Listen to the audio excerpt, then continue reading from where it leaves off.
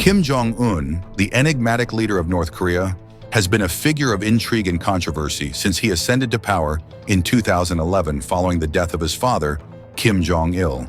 But who is the man behind the carefully crafted image?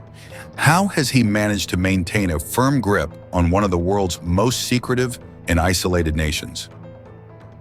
Born on January 8, 1984, Kim Jong Un was educated in Switzerland before returning to North Korea, where he was groomed for leadership. Kim Jong Un's travel habits, in particular, offer a fascinating lens through which to examine his leadership style and priorities. How do his journeys reflect his strategic goals and the intricate web of security measures that sustain his reign? Modes of transportation.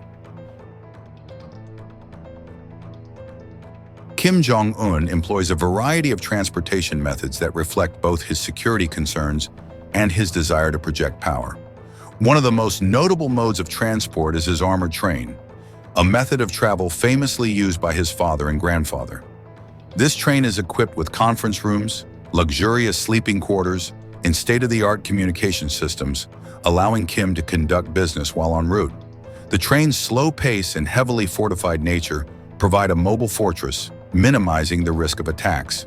In addition to the train, Kim Jong Un uses a private jet, typically a Soviet-made Ilyushin Il-62, for quicker, long-distance travel. This aircraft is similarly outfitted for comfort and security, including advanced communications and defense mechanisms. Despite the availability of air travel, Kim often prefers the train for international visits, emphasizing security over speed. On the ground, Kim travels in a convoy of armored vehicles, usually led by a Mercedes-Benz limousine. These vehicles are part of a larger motorcade that includes numerous security personnel and support vehicles. The convoy's composition and routes are carefully planned and frequently altered to thwart potential threats. Security measures.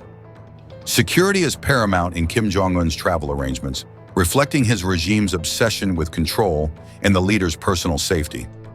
His movements are shrouded in secrecy, with itineraries often kept confidential until the last moment, reducing the risk of premeditated attacks.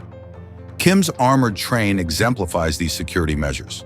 The train is heavily fortified, with bulletproof windows and reinforced carriages. It travels with a separate train carrying security personnel and equipment, ensuring a formidable defense against any attacks. The slow pace of the train allows for constant monitoring and adjustment of security protocols. When traveling by air, Kim's private jet is equipped with advanced defensive systems to thwart potential threats. On the ground, his motorcade features multiple decoy vehicles and is surrounded by a phalanx of security personnel. The convoy's routes are meticulously planned and kept secret until the last possible moment. Kim is always accompanied by a large contingent of bodyguards, including elite soldiers from North Korea's special forces. These bodyguards form a tight protective ring around him at all times, ready to respond instantly to any threat. Such extensive security measures underscore the regime's vigilance in protecting its leader. Preparation and planning.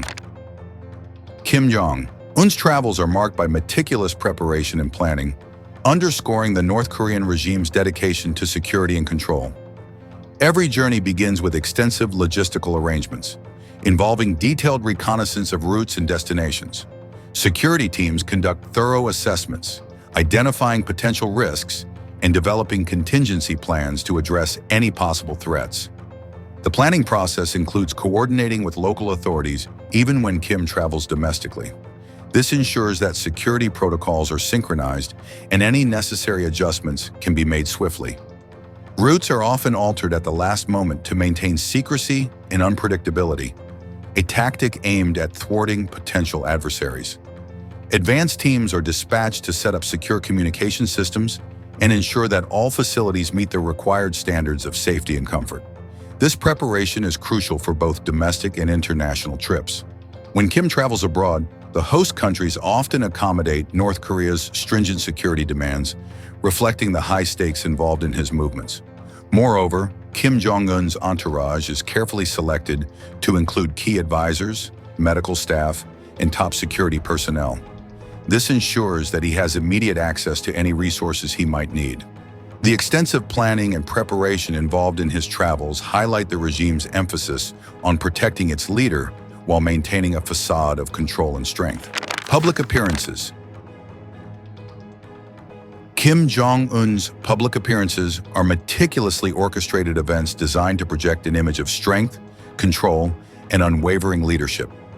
These appearances serve multiple purposes, including demonstrating his authority, rallying domestic support, and sending messages to the international community. Every detail of his public outings is carefully planned, from the locations he visits to the people he interacts with. Often, these events are staged in strategically important sites such as military installations, factories, or agricultural projects, highlighting his involvement in key sectors of North Korea's economy and defense. State media extensively covers these visits, emphasizing Kim's direct engagement with the nation's progress and prosperity. Security during these appearances is extraordinarily tight. His movements are closely guarded, and large contingents of security personnel are deployed to ensure his safety. Crowds are carefully selected and choreographed to present a loyal and enthusiastic populace, further bolstering his image as a beloved and unchallenged leader.